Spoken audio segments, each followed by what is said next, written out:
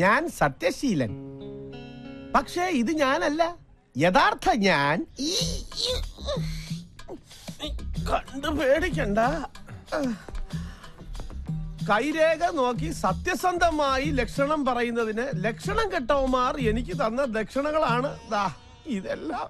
മൊത്തത്തിൽ നാട്ടുകാരുടെയും എന്റെയും സമയം ശരിയല്ല. എന്നാലും ഞാൻ സത്യമേ പറയൂ. നിങ്ങൾ ആദിത്യന്റെ അപ്പനല്ലേ? അതെ. അവൻ ഇവിടെ ഇല്ല എന്ന് പറയാൻ എന്നെ ഏൽപ്പിച്ചു. അതൊരു സത്യം. പക്ഷേ ഞാൻ കള്ളം പറയുകയില്ല. അത് മറ്റൊരു സത്യം. അവന്റെ അകത്തുണ്ട്. അതാണ് സത്യം.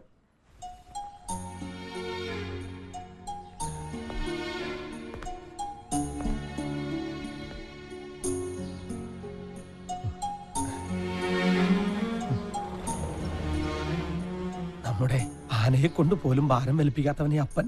എന്നിട്ടും നീ, ഞാനും ലക്ഷ്മിയും നിന്നെ വെയിലും മഞ്ഞും കൊള്ളിക്കാതെ വളർത്തിയതല്ല മോനെ. എന്നിട്ടും എനിക്കിതൊന്നും സഹിക്കാൻ പറ്റണില്ല. കുഞ്ഞിനാളിൽ അപ്പന്റെ മാറിലും വലുതായിപ്പോ അപ്പന്റെ മനസ്സിലും വളരായിരുന്നു. തലയോളം കടം വന്ന് കയറിയിട്ടും ആന്റണി പതറില്ല. പക്ഷെ എന്റെ മോനെ അവിടെ കണ്ടപ്പോ അപ്പന്റെ മനസ്സ് തകർന്നു പോയിടാ. അപ്പ എന്നൊന്നും പറയരുത്. എന്റെ മോൻ അപ്പനൊന്നും പറയില്ല കേട്ടോ. എന്റെ മോൻ വെയിൽ കൊണ്ടിട്ടേ അപ്പനെ പോലെ കറുത്തു പോരുത്. അത് ഈ അപ്പന് സഹിക്കില്ല. ലക്ഷ്മിയുടെ നിറം മോന്.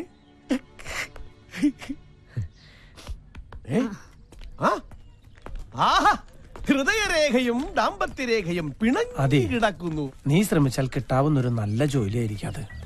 മിന്ന് ഗ്രൂപ്പിൽ മാനേജർ ആവാനുള്ള എല്ലാ യോഗ്യതകളും നിനക്കുണ്ട്. പറഞ്ഞു വരുമ്പോൾ നീയും പാതി രാജരക്തത്തിൽ പിറന്നവനല്ലേ? ഹൈ, ഏതെങ്കിലും ഒരു കോവിലകത്തിന്റെ പേരങ്ങോട്ട് പറഞ്ഞേക്കണം. നിന്റെ മുഖത്ത് നോക്കിയാ നീ രാജകുടുംബത്തിലല്ലെന്ന് ആരും പറയില്ല. അപ്പൻ എന്തൊക്കെയാ പറയണേ? അപ്പം പറയണ ശരി. ദൈവം സഹായിച്ച് എന്റെ നിറവും കോലവും നിനക്ക് കിട്ടാതെ പോയത് നന്നായി. വേണ്ടപ്പാ, അപ്പന്റെ മോനാണെന്ന് അറിഞ്ഞിട്ട് കിട്ടുന്ന ജോലി മതി എനിക്ക്. ആദ്യം നമ്മളാരെയും ചതിക്കാനല്ലല്ലോ പോണത്. നമ്മളെല്ലാം എല്ലാരും തോൽപ്പിച്ചത്. അപ്പന് പഴയ ആദ്യമോനെ തിരിച്ചു വേണം. വാചകം അടിച്ച അപ്പനെ വരച്ച വരൽ നിർത്തണ ആദ്യമോനെ. വർമ്മ സാറിനോട് ഞാൻ സംസാരിച്ച് ശരിയാക്കാം. പക്ഷേ തീരുമാനമെടുക്കേണ്ടത് മിന്നുമോളാ. അത് വല്ലാത്തൊരു അവതാര. അവളെ വീഴ്ത്തേണ്ടത് നിന്റെ ഉത്തരവാദിത്ത. അപ്പൻ എന്നെ വഴി തെറ്റിച്ച് അടങ്ങോളല്ലേ? വഴിയാധാരമായ നമ്മുടെ ജീവിതം നമുക്ക് തിരിച്ചു പിടിക്കണ്ടടാ മോനെ. ഇതിന്റെ ഭാര്യ പറ്റി അനാവശ്യം പറഞ്ഞാൽ ഒട്ടുകാലി തല്ലി ഓടിക്കും ഞാൻ. അനാവശ്യമല്ല ചേട്ടാ. കൈരേഖ കള്ളം പറയില്ല. ഈ ചേച്ചിയുടെ കയ്യിൽ അങ്ങനെ ഒരു രേഖയുണ്ട്. ഒന്നിൽ കൂടുതൽ പുരുഷന്മാരുമായി.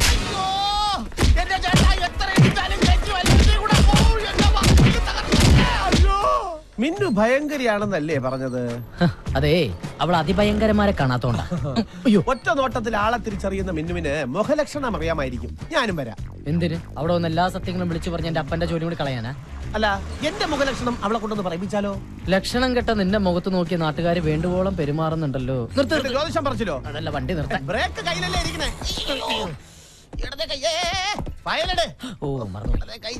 ഒരു രാജകുടുംബത്തിൽ അംഗം എന്നൊക്കെ പറയുമ്പോ അറ്റ്ലീസ്റ്റ് ഒരു ടാക്സിയിലെങ്കിലും പോണ്ടേ? എന്ത് ചെയ്യാൻ കാശ് വേണ്ടേ? കാശ് തന്നിട്ടുണ്ടല്ലോ. എന്ത് 10 രൂപയാ? അത് മതി.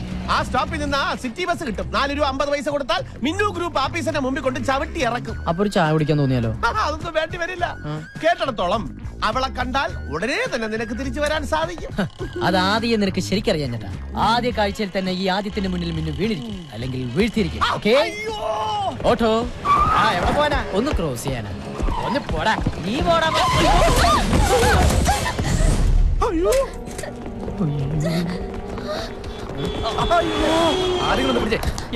ആളെ കൊല്ലി വണ്ടി ഓടിക്കണത്. മുഖത്തൊരു കണ്ണട ഉണ്ടല്ലോ, എന്നിട്ട് കണ്ടില്ല?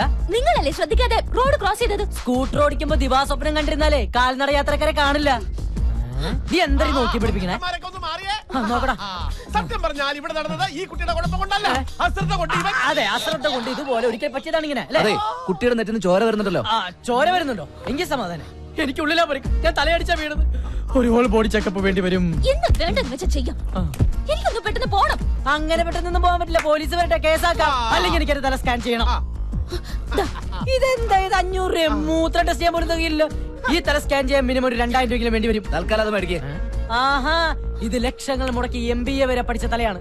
കാണികളെ നിങ്ങൾക്ക് ഒരു കാര്യം അറിയും, ഈ ഒരു തല കൊണ്ട് വേണം ഒരു കുടുംബത്തെ പോറ്റാൻ. അതിങ്ങനെ മൂക്കത്ത് കണ്ണടം വെച്ച് ആകാശത്തേക്ക് നോക്കി വണ്ടി ഓടിക്കുന്നവർക്കൊന്നും പറഞ്ഞാൽ മനസ്സിലാവില്ല. അയ്യോ എനിക്ക് തലവേദനിക്കുന്നേ, എനിക്ക് സ്കാൻ ചെയ്യണേ. 2 വെച്ചിട്ടാ ചേട്ടന്റെ ഫയലിതാ. പോവാ. താങ്ക്സ്.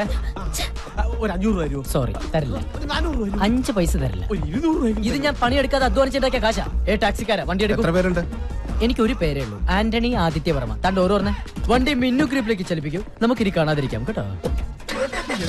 വഴിയിൽ നിന്നും മാറി നിൽക്കും ഭിക്ഷാന്തേ. സമയം തെളിഞ്ഞെന്ന് തോന്നുന്നു. ഡ്രൈവർ വണ്ടി ഒന്ന് സ്തംഭിപ്പിക്കും. ഇത് അപകടം പറ്റിയ കുട്ടിയല്ലേ? ഹായ് അപകട കുട്ടി. എത്ര പെട്ടെന്ന് 2000 റുപ്പീസ് കയ്യിൽ വന്നത്. ടെക്നോളജിയുടെ ഒരു പോക്കെ. അപ്പോ വീണ്ടും സന്ധിക്കും വരെ വണക്കം.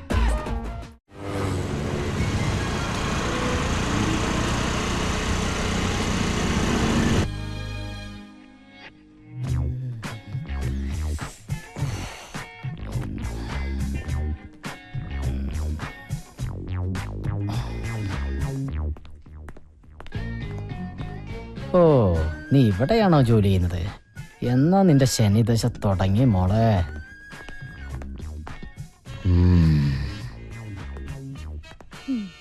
അതെ, നിക്ക് ഇപ്പൊ സമയത്രയായി.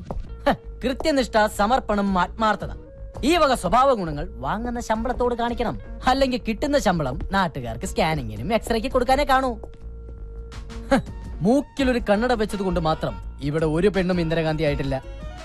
കണ്ണുരുട്ടി പിടിപ്പിക്കാതെ പോയി അറ്റൻഡൻസിൽ ഒപ്പറി. പേടിച്ചു പോയി പാവം. വെൽട്ടൻ ആദിത്യവർമ്മ. വെൽട്ടൻ. പേരാദിത്യവർമ്മ, രാജരക്തത്തിൽ ജനനം, എന്റെ കൈകൊണ്ട് മരണം. Adityavarma. Yes.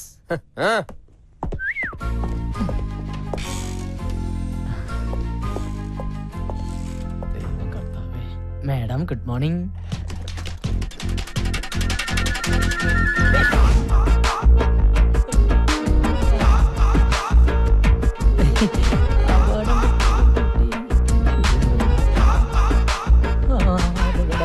You are a best performing artist. Thanks. ആണോ? മുഖത്ത് നവരസങ്ങൾ ഇങ്ങനെ അലതലകയല്ലേ? ഇടയ്ക്ക് ഇങ്ങനെ തല്ലാറുണ്ട്. കലാമണ്ഡലത്തിൽ പഠിച്ചിട്ടുണ്ടോ? Oh my God. ആ രൂപ വേണ്ടല്ലേ? ടെക്നോളജിയുടെ ഒരു പോക്കേ. ആളറിയാതെ പറ്റിയതാ.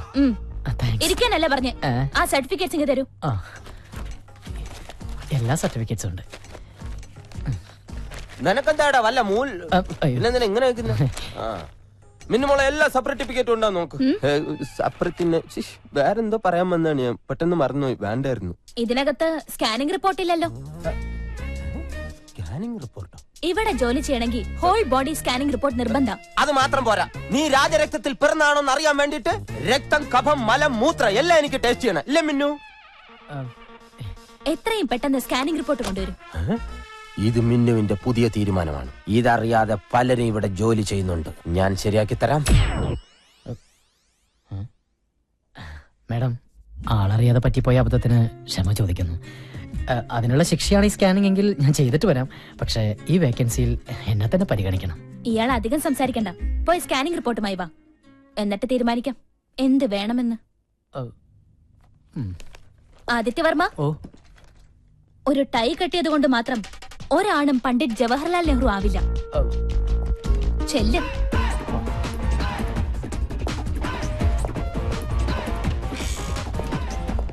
മേഡം, ഇതുവരെ ഇല്ലാത്ത ഓരോ നിയമങ്ങൾ കൊണ്ടുവന്ന് ഞങ്ങൾ വലഞ്ഞു പോട്ടാ. എനിക്കാണ് ഈ ഹെർണിയുടെ അസുഖങ്ങളിൽ ഒരാഴ്ചയായിട്ട് മൂത്രം പോട്ടില്ല. പെട്ടെന്ന് ഇങ്ങനെ സ്കാൻ ചെയ്യണം, മലമൂത്രമൊക്കെ പരിശോധിക്കുന്നവർ ഞങ്ങൾ എന്ത് ചെയ്യണം? അല്ലേ?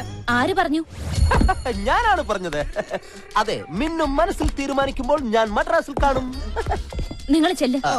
പെട്ടെന്ന് പോകാം. ആ ദേവി സ്കാൻ സെന്ററിൽ ചെന്ന് ടെസ്റ്റ് ചെയ്താൽ മതി. എല്ലാരും പോണമെന്നില്ല. എല്ലാവരുടെ മൂത്രവും കൂടെ ഒരു കുപ്പിക്കകത്ത് ഒഴിച്ചു വാങ്ങിച്ചിട്ട് നീ കൊണ്ടുപോയാൽ മതി. സ്കാൻ ചെയ്തില്ലെങ്കിൽ എല്ലാത്തിന്റെ ഇൻക്രിമെന്റ് കട്ട് ചെയ്യൂന്ന് പറഞ്ഞപ്പോ സത്യം എല്ലാരും പേടിച്ചു പോയി. മഞ്ജുലേട്ടൻ പോ. അല്ല, എനിക്ക് കുഴപ്പമൊന്നുമില്ല, ഞാൻ ടെസ്റ്റ് ചെയ്തേ.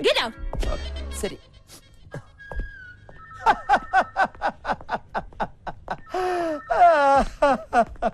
നീ അവളുടെ കയ്യിൽ കയ്യിൽ നിന്ന് ഒപ്പിച്ചത് 2000 രൂപ.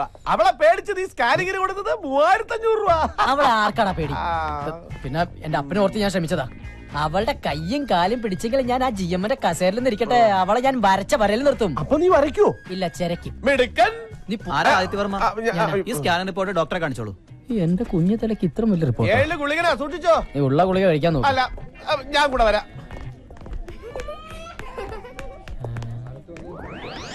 ഇതെന്താ ബീവറേജിന്റെ ക്യൂ? ദേ, ഒരു ചെറിയ നീണ്ട ക്യൂ ആയതുകൊണ്ട് പെട്ടെന്ന് അങ്ങോട്ട് പോവാ. ഇനിയിപ്പോ എന്ത് ചെയ്യും? ഒരു ഐഡിയ ഉണ്ട്. ആ. കൂടെ നിൽക്കണം. ജ്യോതിഷം പോലെ കുളമാക്കരുതേ. വാ. എന്തൊരു വിധി. കപട രോഗിയെ ഒറിജിനൽ രോഗി തള്ളുന്നു. അയ്യോ അയ്യോ. അതെ അതെ. ഇതെന്തോന്നു? മരുന്ന് കുടിക്കാം നമ്മള്. ചോര. അയ്യോ, എല്ലാവരും ഒന്ന് വഴിമാറണേ. എന്റെ തല. ഒരു രോഗിയാണേ, അപകടത്തിൽ തല ചെതറിയതാണേ. ഒന്ന് വഴി മാറണേ. എവിടെ നോക്കിയാണ് വണ്ടി അതെ, ഓടിക്കുന്നത്? ഞാൻ കണ്ടില്ല. എന്നാ ഞാൻ കണ്ടു. എടാ നീ എന്റെ ചേച്ചി, അപകടത്തില് തലച്ചോറ് നെയ്ച്ചോറായി മരിക്കാറായ ഒരു രോഗിയാണ്. ഒന്ന് പെട്ടെന്ന് മാറും. ചേട്ടാ, ഒന്ന് കൈവിടിച്ചാ. നമ്മുടെ ആന്റണിയുടെ മകൻ ആദിത്യനല്ലേ? എന്റെ കർത്താവേ, ഈ ചെറുക്കന് എന്തോ പറ്റി? അയ്യോ.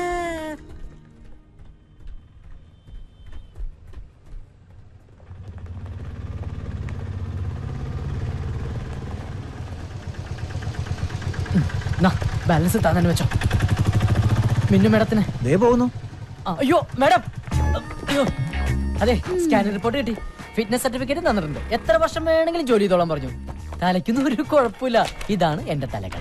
ഇപ്പൊ ഇയാൾക്ക് ആശ്വാസമായല്ലോ. ഇനി സമാധാനത്തോടെ വീട്ടിലേക്ക് പോയിക്കോ. അയ്യോ മേഡം, അങ്ങനെ പറയരുത്. ഇയാളുടെ തല സ്കാൻ ചെയ്യാന്നുള്ളത് എന്റെ ഒരു കുഞ്ഞു പ്രതികാരായിരുന്നു. അത് ഇത്ര പെട്ടെന്ന് താൻ തന്നെ സാധിച്ചായിരുന്നു കരുതിയില്ല. ഓക്കെ, ഭാഗ്യമുണ്ടെങ്കിൽ ഏതെങ്കിലും ഹൈവേയിൽ വെച്ച് കാണാം. അയ്യോ പോലെ അങ്ങനെ പറഞ്ഞ ഈ 2 വീലറിന് തല വെച്ച് ഞാൻ മരിക്കും. എനിക്ക് ഒരു തവണത്തേക്ക് മാപ്പ് തന്നൂടെ? സോറി ആദിത്യവർമ്മ, ചോദിക്കുമ്പോ എടുത്തു തരാൻ മാത്രം എന്റെ മാപ്പ് സ്റ്റോക്കില്ലല്ലോ.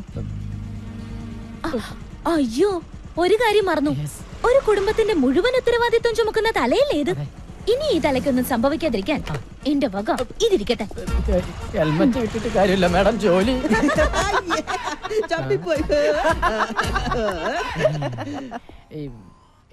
എന്താ ഭാഗ്യം നമ്മുടെ മോളിങ്ങനെ യാതൊരു ദയാദാക്ഷിണ്യവും ഇല്ലാതെ എല്ലാരോടും ഇങ്ങനെ പെരുമാറുന്നത്. ആ, എല്ലാം കാണാനും കേൾക്കാനും എന്നെ തനിച്ചാക്കിയിട്ട് നീ പോയില്ലേ? ആന്റണിക്ക് ഞാൻ കൊടുത്ത വാക്കാ. സാരയില്ല. അയാളോട് ഇത്ര വലിയ തെറ്റ് ഞാൻ ചെയ്തെന്ന് അച്ഛന് തോന്നുന്നുണ്ടെങ്കിൽ ഞാൻ പ്രായശ്ചിത്തം ചെയ്യാം. നാളെ തന്നെ മിന്നു ഗ്രൂപ്പിന്റെ ജനറൽ മാനേജർ ആക്കാം അയാളെ. പക്ഷെ ഒരു കാര്യം, ഇനി ഇതുപോലെ എന്തെങ്കിലും ആവർത്തിച്ച ആ നിമിഷം ഞാൻ അയാളെ പറഞ്ഞുവിടും. അന്ന് എന്റെ അമ്മ ഇങ്ങനെ ബുദ്ധിമുട്ടിക്കരുത്. പ്രോമിസ്. പോരെ? മതി. Wish you all the best. Thank you sir. Take your seat. ഇപ്പൊ സന്തോഷായില്ലേ? എങ്കിൽ ചെലവ് ചെയ്യാം. എന്നാ ലഡൂലാവാം. എന്റെ ഒരു സന്തോഷത്തിനാ. നിങ്ങളുടെ സന്തോഷത്തിനോ? നിങ്ങൾ എന്തിനാ സന്തോഷിക്കുന്നേ? അല്ല, നിങ്ങൾ ഇവിടുത്തെ ഡ്രൈവറാണ്. നിങ്ങൾ ആ ജോലി ചെയ്താൽ മതി. ഞാനാ പറഞ്ഞ സ്റ്റാഫിന് എല്ലാവർക്കും ലഡ്ഡു കൊടുക്കാൻ. ഓ, താങ്ക് യു. വേണ്ട വേണ്ട. ആ